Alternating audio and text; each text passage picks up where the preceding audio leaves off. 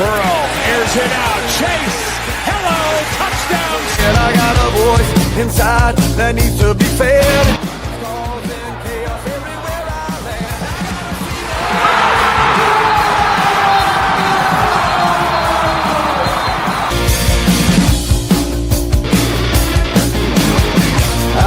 Are two of the best historically, just not thus far.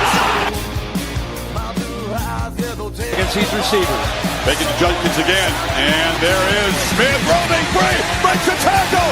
Ohio State strikes quickly. What's up, everybody, and welcome back to Ohio Sports Talk. I am your host, Doug. That's the coach, Jordan Maxson, and we are live. Jordan, how the hell you doing tonight, buddy? Doing great, brother. Doing great. It's my oldest's birthday. Getting old on me, the big 1-5. But other than that, getting my gun collection out. Just kidding. But we'll somebody help this guy. He loves when I bring that up. No, doing great. Watching USA just tied it up for Canada. We're 1-1 now in the games. Things are going great. We got the Cavs back in action. It's a big week, Doug. It's a big week. Huge week. Ohio is back at the epicenter of everything. So how are things in your neck of the woods? Doing good, man. We're doing good. Lila got back into tumbling, gymnastics tonight, so she was excited to get back on the mat and do her thing. Jordan, we've got a loaded show tonight, dude. We've got Ohio State basketball. We're going to talk about their game tonight. They dropped the ball massively. And then we're going to talk Cavaliers basketball. We're going to do a look in at the Cavs in Brooklyn tonight. And then we're going to talk FC Cincinnati's big win last night. And then news and notes. We've got a couple different things to cover. Excited to talk about that. Flyers are playing. Bengals signed their punter. We're going to get into those topics, man. A lot of fun stuff to talk about there. And then we're going to debut a new segment tonight, Jordan.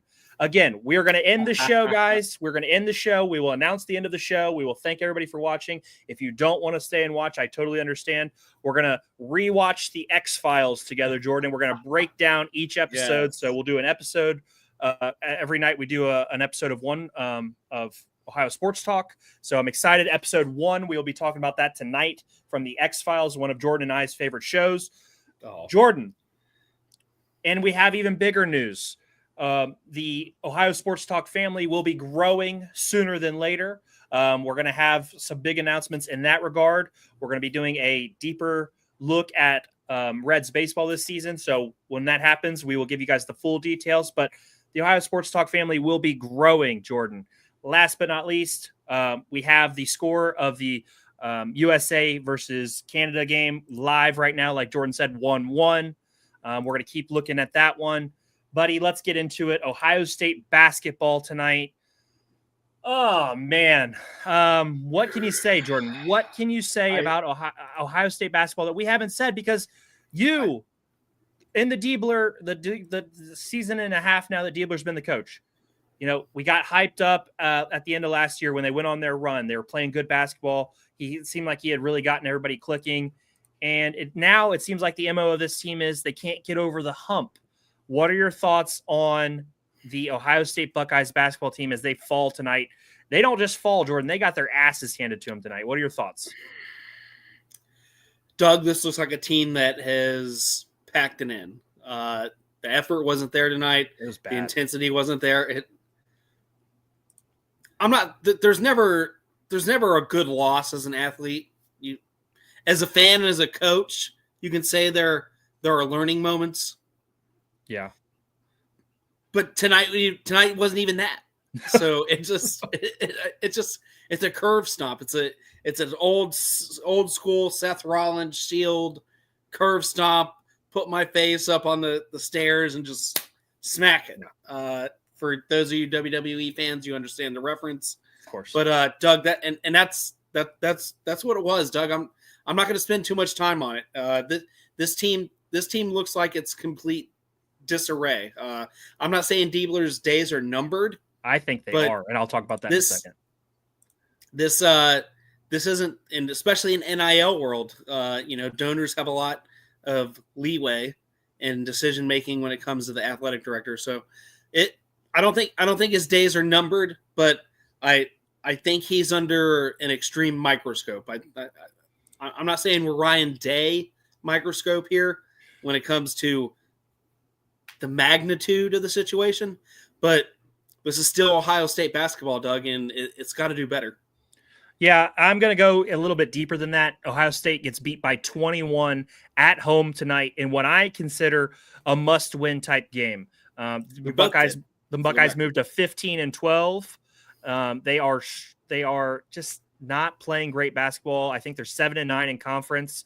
It's the inconsistency, Jordan. All year we've talked about the inconsistency of this team. They'll win a game, they'll win 2 games, they'll lose 3 games. They beat Washington. They lost that heartbreaker to Michigan. Then they get destroyed tonight against Northwestern. They've got 4 games left in the regular season, Jordan. I had an interaction earlier with a guy on Twitter. He sent me some evidence that said that Ohio State could be in the tournament still. I don't see it after tonight's 21-point loss. Yeah, no. It's a quad 2 loss, but it's damning. And 15-12, in my opinion, is not getting it done. Ohio State had a chance to sign a coach like Dusty May, who went to Michigan instead for Diebler. And Diebler just has not, in this first year, in my opinion, done enough. Now, again, 4 games left. There's a Big Ten tournament still to happen. But I'm worried. I was texting my dad about it. He thinks the season's over. He thinks they packed it in tonight. I know that some guys were dealing with the flu tonight, Jordan, but how many excuses do you need? At home, a huge game in terms of winning. Northwestern's they were 13-13 coming in this game. That's not a great basketball team. That is a middle-of-the-road Big Ten team, probably to the back end of the middle of the row. And they could not get it done. They couldn't even show up to keep it close tonight at home. A sad state of affairs for Buckeye basketball, Jordan. I in my opinion, they're going to be looking for a coach next year. Devin Royal, 4 points tonight. We've come to expect a lot more out of him. Fulton did his best. Mobley, the freshman, was terrible tonight. Couldn't make anything. 1 of 8, 0 of 5 from 3. And they got no help off the bench. Quest Glover is one of the worst basketball players I've ever seen. 2 of 10 tonight. There's no reason for that guy to ever shoot the ball 10 times, Jordan. So, maybe you don't think Diebler's done yet, but I think his seat is extremely hot. These last 4 games in the Big Ten tournament will be extremely telling, in my opinion. How do you feel about that? My stance is going to remain the same. Definitely, I said last episode, Doug, that they had to win out to make the tournament and win 2 Big Ten tournament games. Doug, they're going to have to win out and win 2 big tournament games from this point on, just for him to keep his job. I'm with you there. You're going to have to win.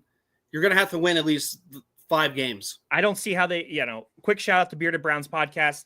Those guys do a fantastic job covering the Browns. If you do not follow those guys and you are a Browns fan, you're doing a disservice to yourself.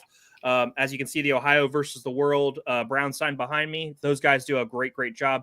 Jordan, let's look at their last 4 games real quick before we get off this topic, because tonight's effort was just deflating. At UCLA, that's going to be a tough one. I don't think they can win that game. At USC, that's a winnable game.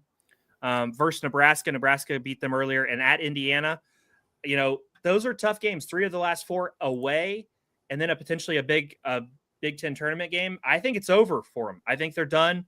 And I think you put the nail in the coffin there for the Ohio State Buckeyes. Really sad performance in a must-win type atmosphere, Jordan. Oh man, that stunk. Moving on, guys, let's talk about a little more exciting topic. The Cleveland Cavaliers, Jordan. The Cleveland Cavaliers are in a close game tonight against the Brooklyn Nets. After the break, I don't think it's crazy to expect a little ring rust. Everybody's getting back from vacation. The Nets are up 5 right now. It's 62-57. Mitchell's got 15. Garland's got 13. Mobley's got 13. And right now, just balanced scoring from the Nets. Jordan, how do you feel coming out of the break, man? Because, I feel pretty good about this team. DeAndre Hunter got the addition of him. Coro is back tonight, getting healthier. We know Dean Wade's still dealing with his problems.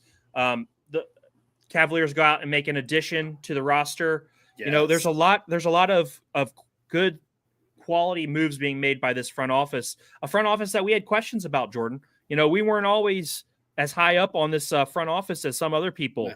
So Javonte Green, the wing from the Pelicans, has joined the Cavs also. He'll be officially on the team here in the next few games. So what are your thoughts on the Cavs right now? I know the score tonight isn't what we want. We'll keep checking in on the score as we go. But what are your thoughts on the Cavs coming out of the break and looking forward? Well, I'll start. 5 points. There's a quarter and a half left. This team's talented enough to overcome that. I'm not going to hit the panic button. But organizational wise, Doug, I think you said it beautifully. We went out. We're still in the waiver wire. I wouldn't say waiver wire. Excuse me. We're still in the buyer. I had to switch leagues. We're in the buyout market. So definitely, I don't think their work is done. I think there's a couple names I'm going to keep to myself. You know who I'm really rooting for, but it's a pipe dream. I hope it comes to fruition, but we'll see. I think there's one more ball handler to be added to this team for that kind of Karis LeVert role. So fingers crossed. Everybody wants Jordan Clarkson. We just want it. I want it to happen. Everyone wants Jordan Clarkson. Everyone wants Jordan Clarkson. Get on. Let them know. Bearded Browns, support me for once in your podcast. For once. Oh, step up to bat for the coach. But that's who I'd want to see. But I wouldn't be surprised if it was another veteran or something. But I think they're one ball handler away in the buyout market from completing the roster from head to toe. But Doug, I'm another wing player. I'm okay with it. We definitely size and rebounding, and that's what we struggle with against the Celtics, and I think that's what the organization's thinking about. Boston, and a couple positive things on the market. A couple ESPN sources this week are considering the Knicks not even a threat to Cleveland.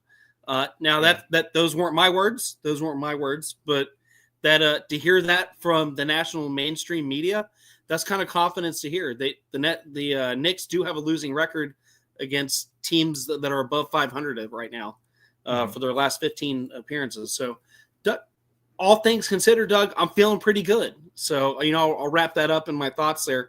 The organization is continuing to make things better. We got the Hunter trade before the break. And like you said, getting Dean Wade and Isaac Okoro back, two defensive, bench players, role players, it's good to see. 100%. And let's piggyback off of what you said there. You spoke about the New York Knicks, Jordan. The Cavs looking ahead. I know they're down 5. They're in a tight one with Brooklyn tonight. This game to me is going to still end up being in the Cavs' favor. But looking ahead, Jordan, tomorrow night, the New York Knicks come to Cleveland.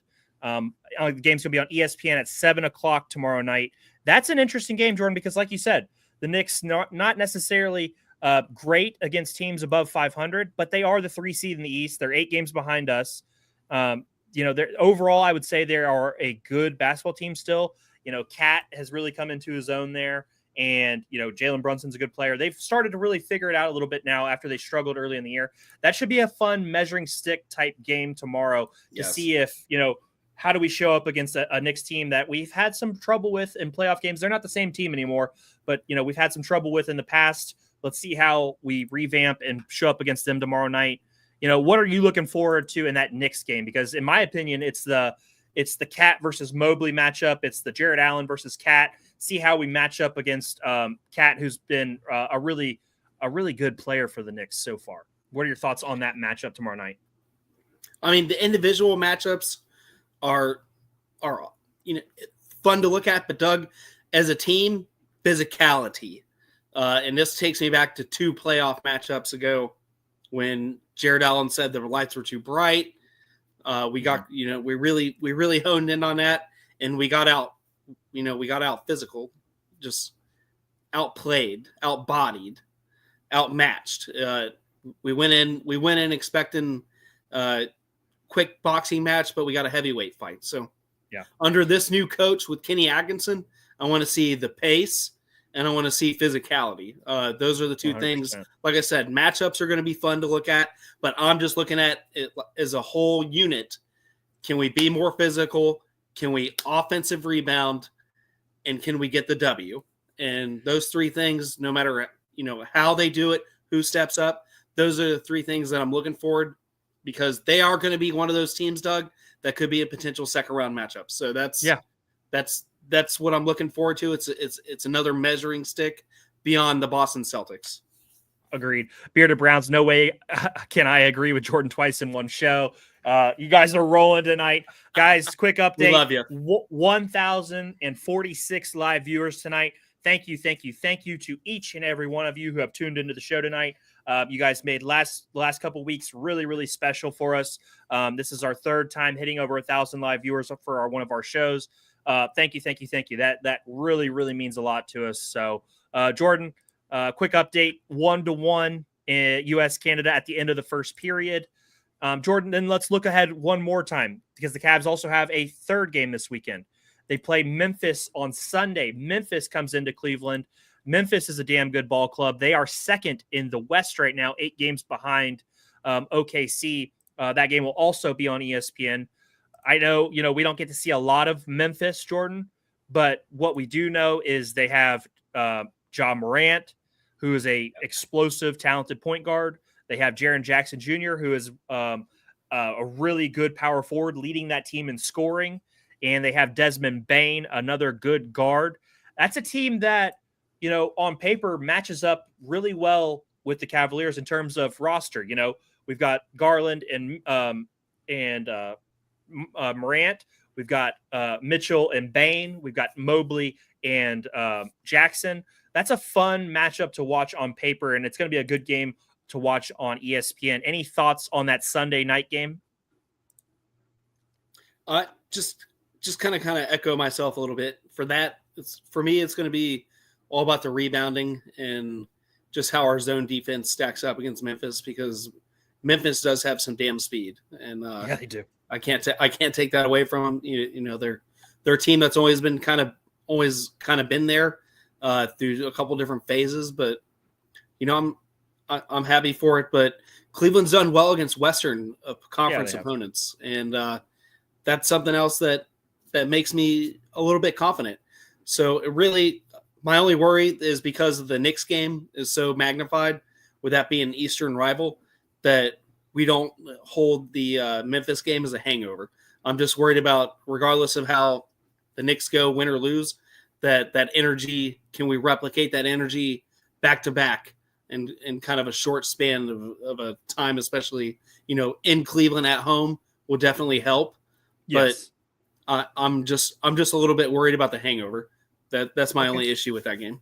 Fair, and I think that's a fair assumption, but I'm glad we have that day off, and I'm glad we have no travel. I think that can make up for some of those issues, and I think what you're talking about is a real thing, but I do believe that they can get past that, and I expect 2 good games this weekend. I mean, a Friday night matchup with the Knicks on ESPN, and then a Sunday night matchup with the Memphis. All eyes are on Cleveland. It's going to be hopefully the Cavs can show up and get 2 national wins.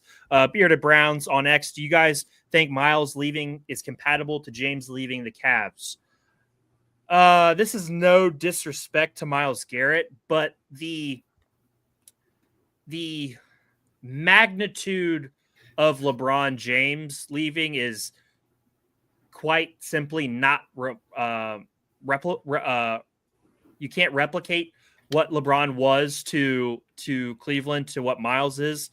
Miles has been a damn good player. He's a Hall of Fame defensive end. He's one of the most talented players to ever play for the Browns. But LeBron James was, by all regards, one of the best players in basketball history.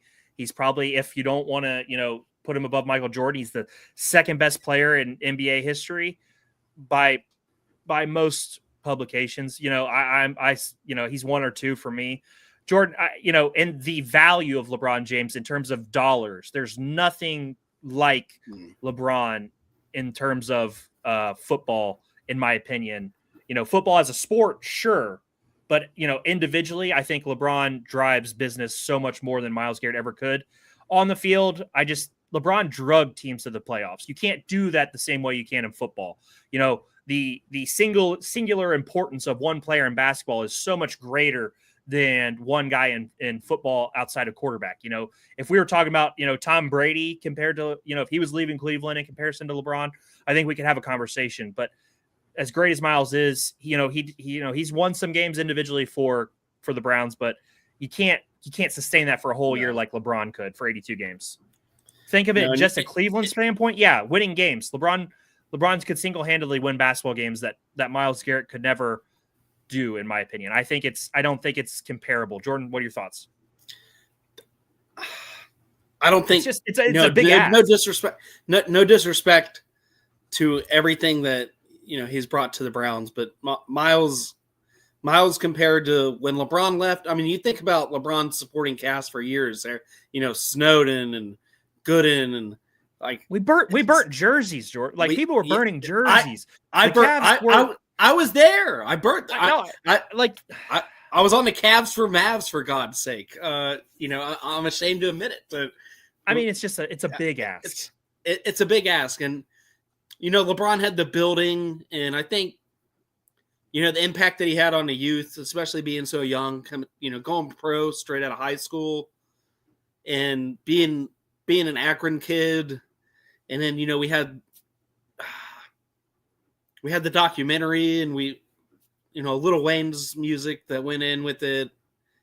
I'm just saying you can't replicate it. You just can't. Yeah, no, you can't. LeBron's story is a novel. Myles Garrett's story is football player. He's a great football player. Myles Garrett is a chapter. LeBron is a book. And I think that's fair. And you're really not being disrespectful to Myles. It's different. That's my point. I don't think one guy on a football team can change an outcome of a game completely. It just seems this way as a Cleveland fan. I think I think also we've been beaten down for so long in terms of football that we're so jaded to certain things that it feels like we're always we're one quarterback away. Yeah, it takes a full roster. I mean, there's no replicating LeBron James. But the memories too, him scoring what was it, 32? No, I'm sorry, 20 against the Pistons. 28 straight points against the Pistons in overtime. That just, Doug, I'll remember that game till I die. It's just. Yeah, no, I don't think the Bearded Browns is trying to say that Myles is. No, I don't think that's what they're doing. I just think it's a great question. It's a great conversation piece, and we appreciate it.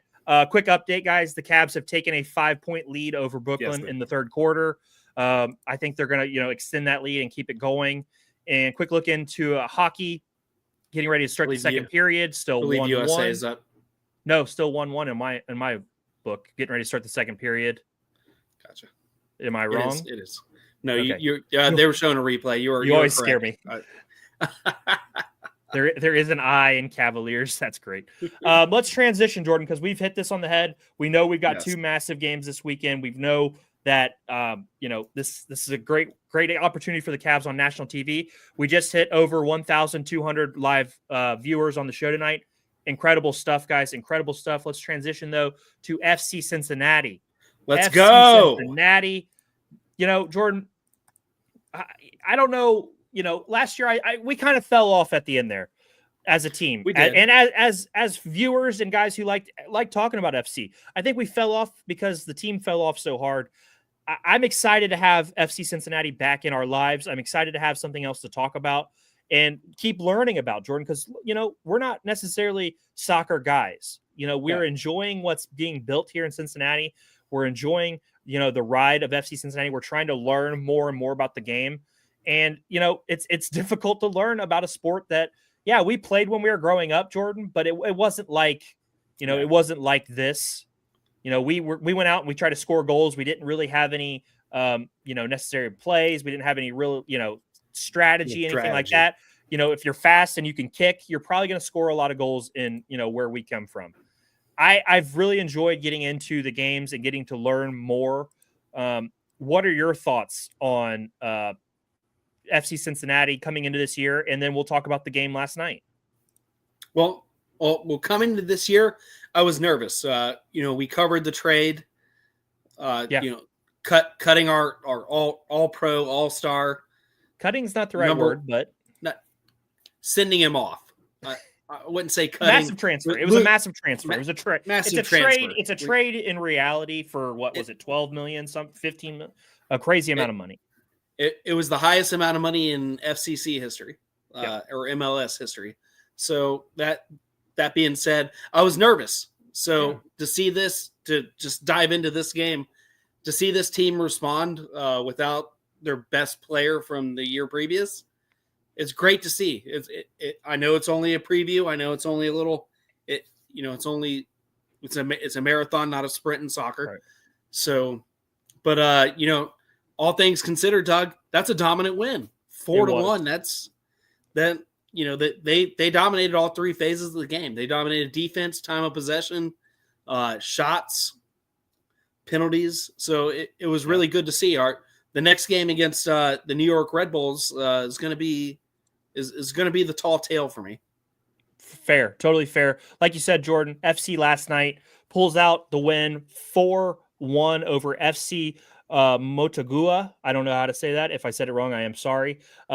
Pavel Bucha with 2 goals, one in the 28th minute, one in the 77th minute. Denke in the 49th minute, and then Evander, the newest member of FC Cincinnati, in the 87th minute. They got him from the Portland Timbers.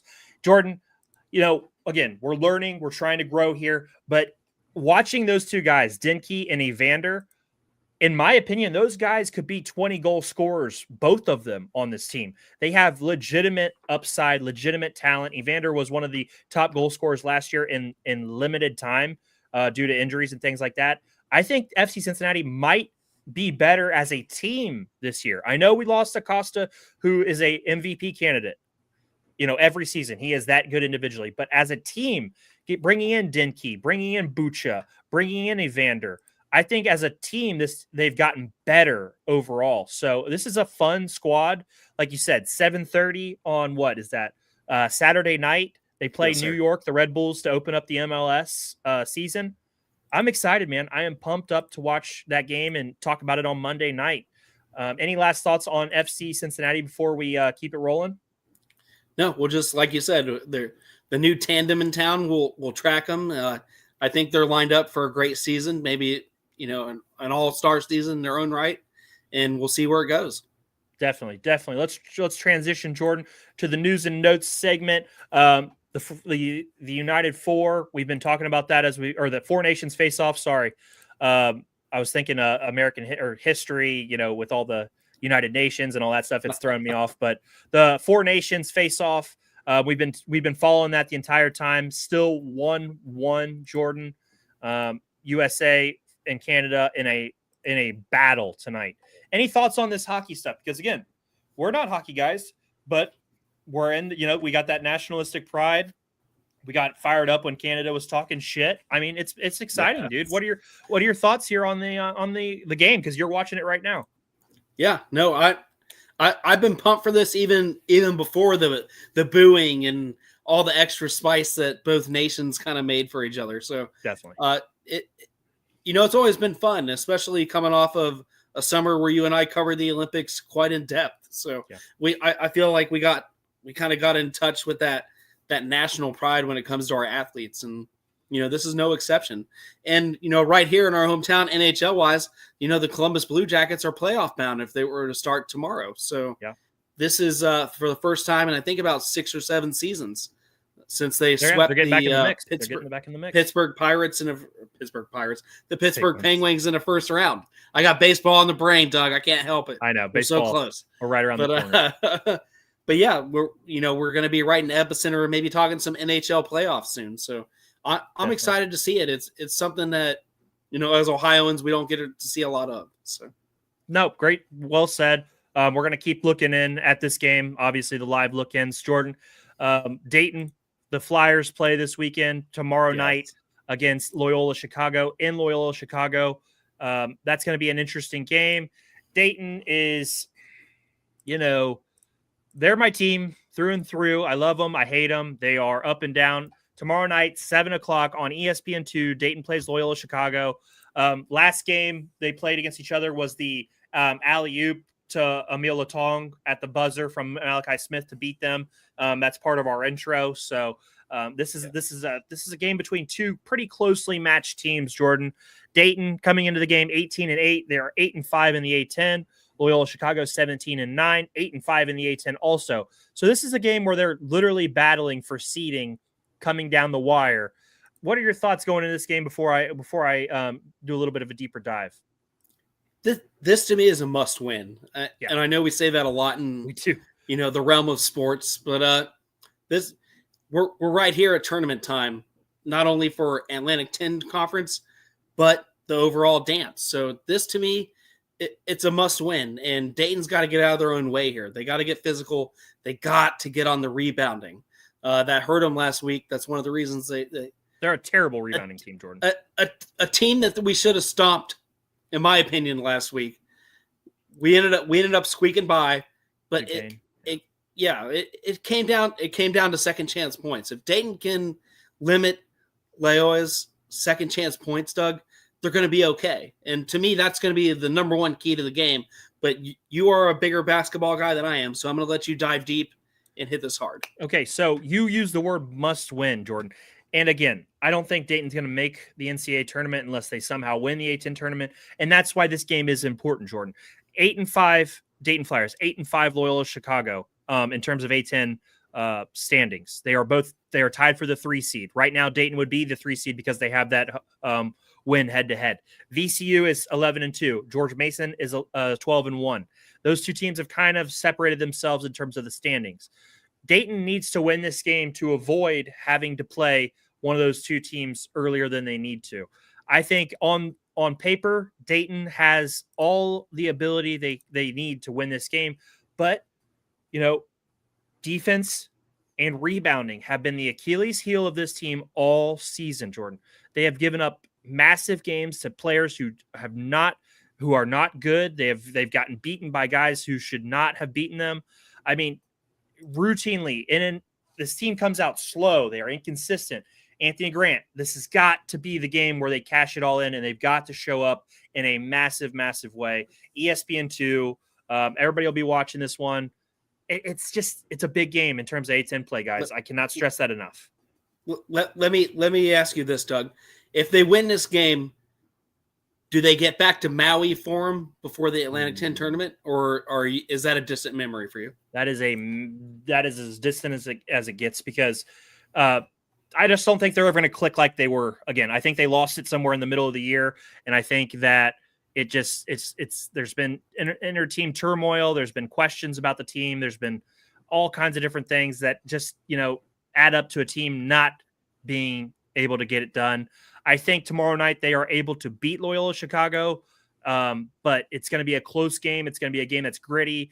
Can Emil Latong stay out of foul trouble? Can Zed Key come off the bench and provide major minutes? Can the guards not turn the ball over? There's a lot of questions, because Loyola Chicago will be ready to play after the way Dayton beat them in that first matchup on the buzzer beater tip. Jordan, next on the agenda, the Cincinnati Bengals have extended the punter. Jordan, give us some information, because when we look for our Bengals news, hey, is T. Higgins getting a new contract? Is Jamar Chase getting a new contract? Is Trey Hendrickson getting a new contract? No, but the punter has been locked down. Jordan, yes. Tell me about the punter. We did the most Mike Brown thing that we could do, the most Katie Blackburn thing we can do. We locked down the punter for a 2-year deal, folks. But in all reality, he was a top 5 in all statistics. He's a good punter. Yeah. What is that? Earned his contract. Ryan Renfro. Renfro. That's how you say that. Renfro. That's how I say it. I butchered it, but that's how I say it. But in all reality, I guess it's something, Doug. In a world of Cincinnati, when they give us nothing. I ask for an apple pie. They give me a cherry pie. That's hilarious. It's like I said. It's the most Duke Tobin thing. It's the most Mike Brown thing that we can do on the market. We already covered the franchise tag with T, but at least it's something. I mean, like I said, right. He was a top 5 punter last year. We locked him down. The Brad Stevens stuff can go out the window. We can dismiss all that Michigan shit. So he probably regrow some hair with his money that he made from us. We'll see. I just hate Michigan, Doug, if you can't tell. I know. I'm with you.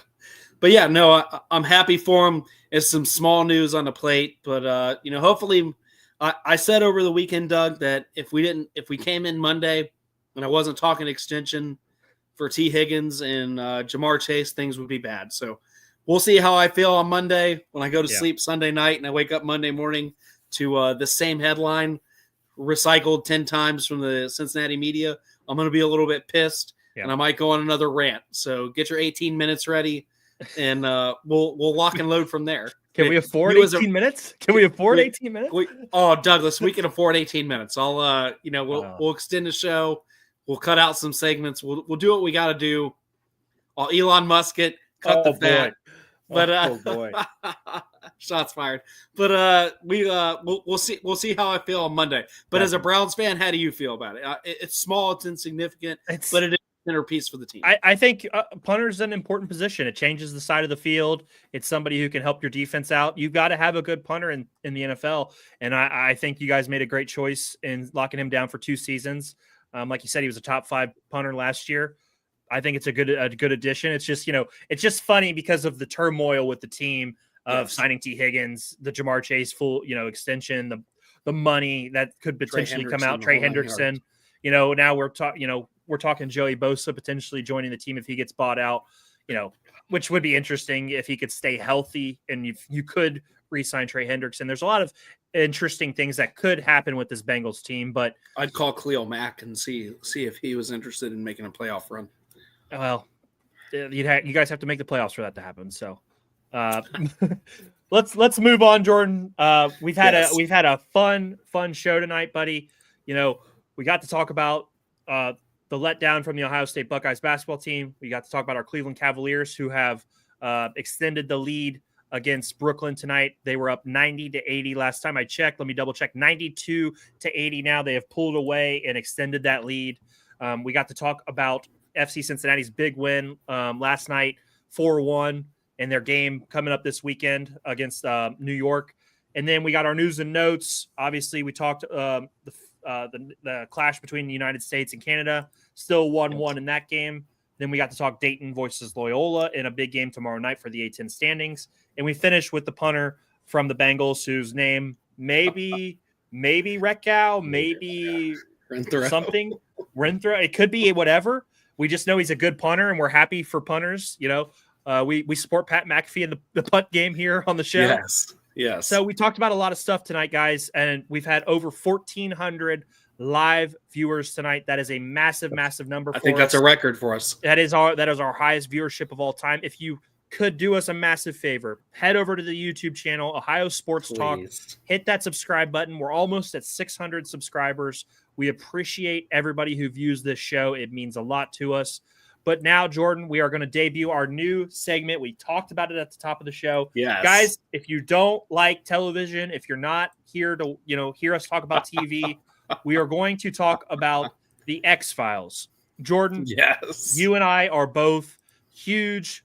USA up 2-1 now after a goal scored. There it is. Jake Sanderson, 2-1 now for Team USA. Before we get into the X-Files, I'm going to move that off of here. Huge goal for Team USA.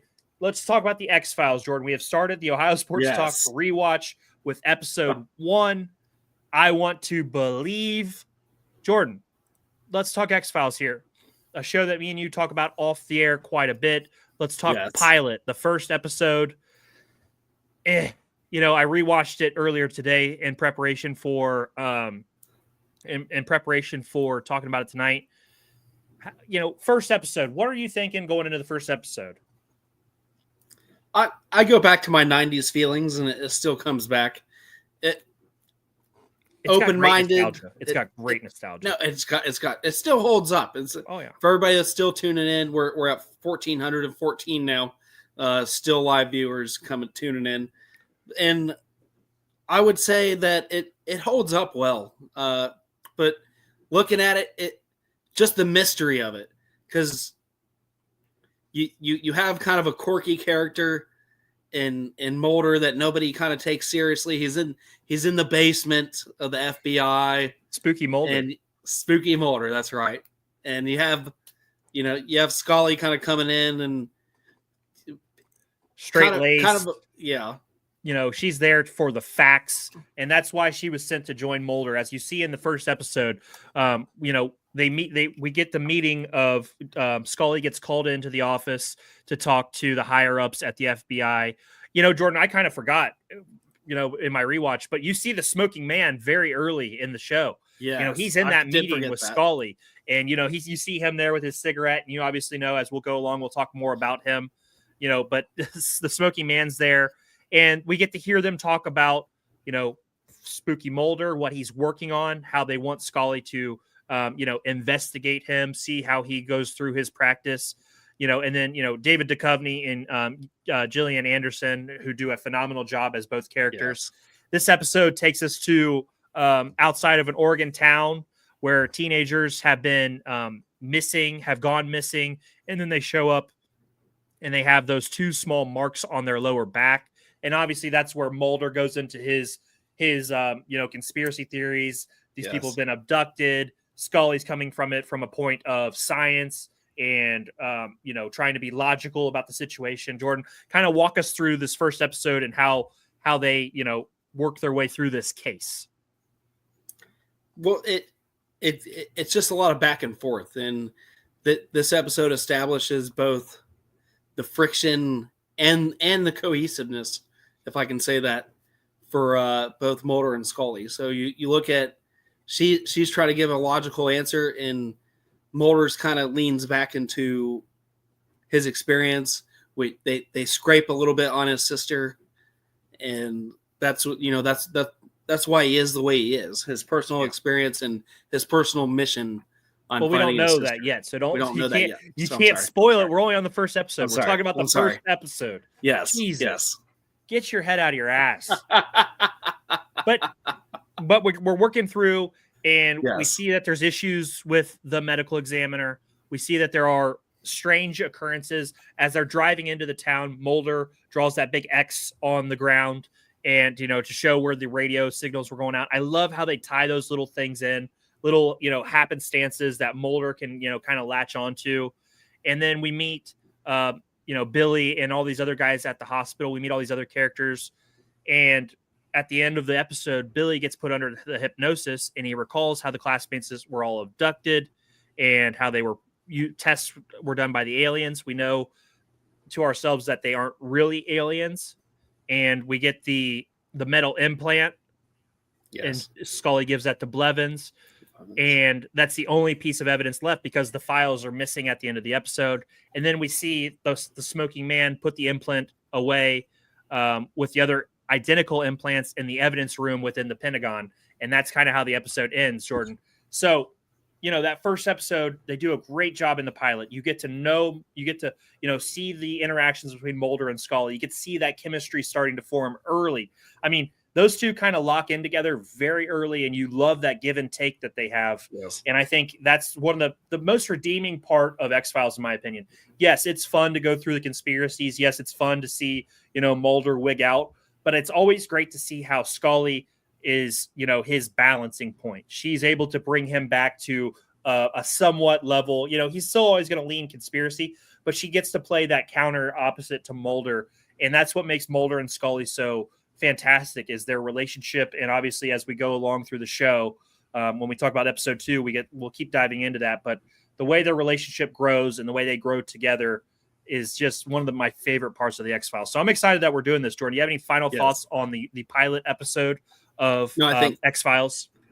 I think you put a bow on that beautifully. So I think that was well said, especially with the friction and the chemistry of there's always that pushback. That's what I like. Yes, Scully's willing to push back against Mulder. That's what I mean, is that balance, because she'll push back and then he'll push back, and they can kind of try to meet somewhere in the middle.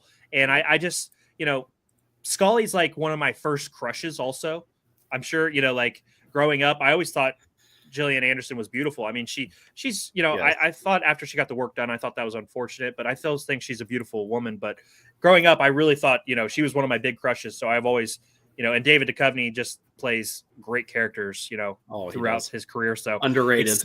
Definitely excited, Jordan, to keep doing this. Next week, we will cover episode 2.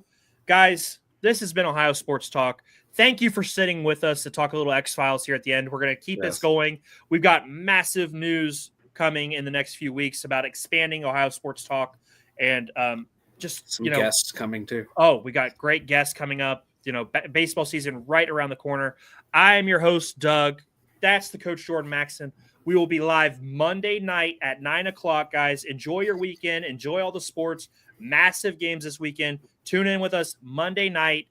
1,460 live viewers tonight. A new Ohio Sports Talk record. Thank you, guys. See you next week.